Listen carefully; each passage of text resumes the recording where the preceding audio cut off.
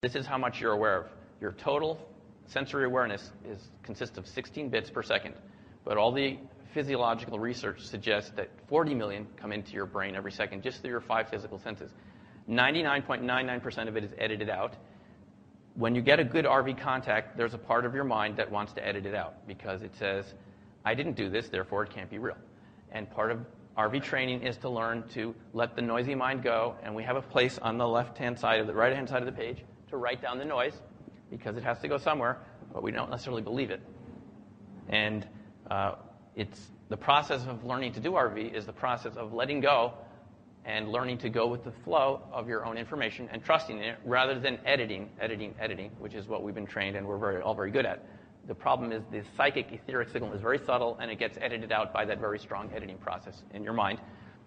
The editing process in your mind, apparently, according to what I've read, consumes a huge amount of energy every day, which is why you feel tired at the end of the day.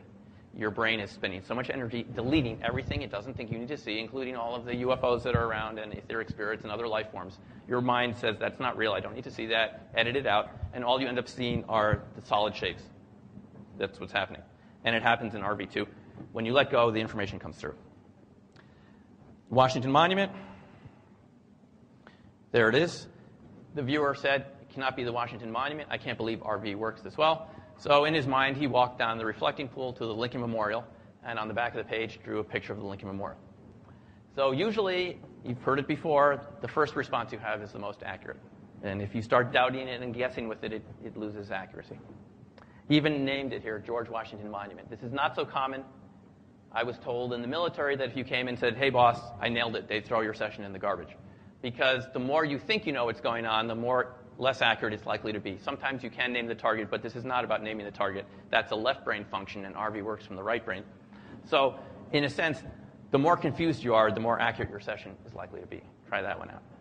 That's what makes it so much fun. You're going to see some very confusing sessions here right in a second. Here's a Greek harbor island. Notice this boat in the middle here on the right side. The viewer was able to draw that boat right here. And then he went on to describe a barge, a ship, a vessel. He described man-made things. He went on to draw what appeared to be a cityscape, an open area, man-made structures. He gets the analytical overlay, which is when your left brain starts trying to name what's in the session. He says it's a city. In his post-session summary, he says it's a man-made object like a ship or a vessel or a barge passing in front of a harbor with a city, a salty, breezy feeling. So it's just perfect. Here's a picture of I believe it's a British fighter plane, and the viewer does their ideogram, describes something that's smooth, dense, vibrating, man-made. You can see the information starts out general and becomes more specific.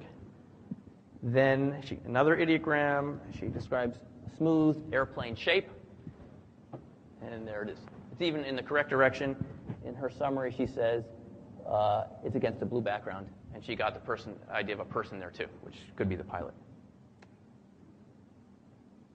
Here's another one that Ron did. It's a picture of a cafe in Boulder near our offices, and there's a picture of people sitting out there and drinking coffee, and Ron was able to get the table with the setting table with the plates on top of it. And he went on to describe a kind of a festival-like scene with people enjoying food. Now, this was a double-blind session. This is when we take a target and nobody knows what it is. Perhaps we'll put it under a table and take out from 100, pick one, put it in a folder, and I haven't seen it, no one has seen it. This is a picture of a ship, and notice it's blue, black, predominantly blue, black, and white. The viewer began describing sea and sky and blue colors, surf.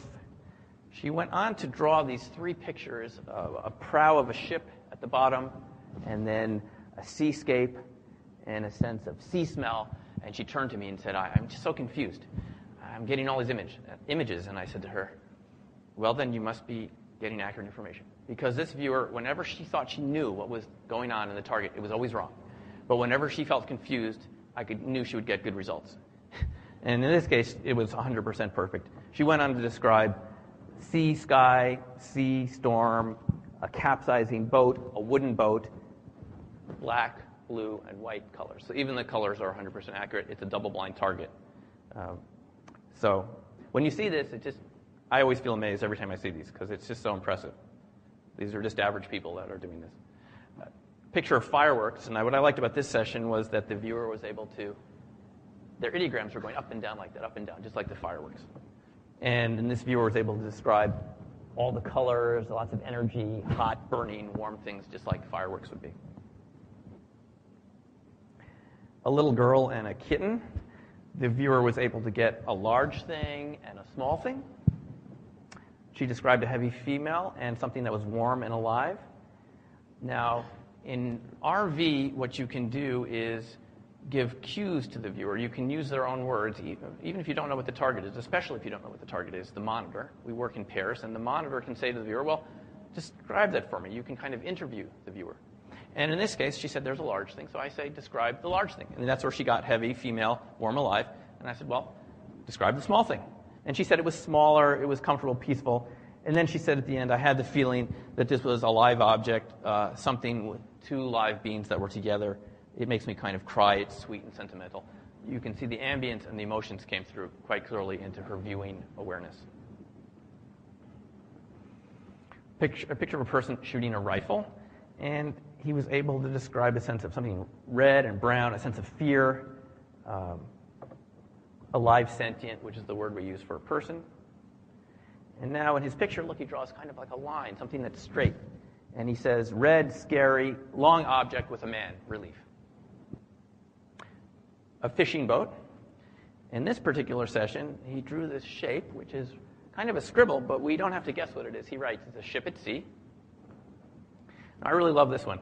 He went on to talk about, you're hurting our people, it was better before you got here, you're interfering with our spiritual growth, and it was very beautiful before you were here.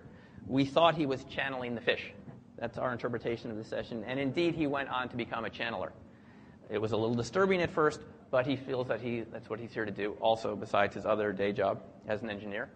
And this was his first experience. Now, I haven't seen this happen very often. This is the only time I've ever seen this in thousands and thousands of viewing sessions, but this seems to be channeled, and he did seem to become a channeler afterwards, so it opened his mind to some larger aspect of himself that he wasn't aware of before the session.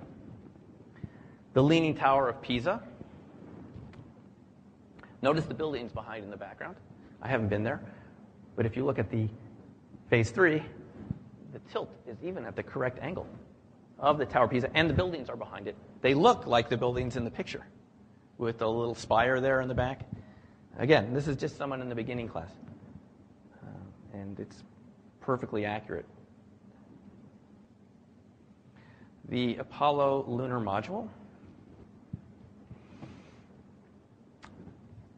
Here you can see a very good phase 3 drawing of something that looks like a spaceship or something going over a surface. I asked the viewer purpose. You can interview the viewer, just say one word, purpose.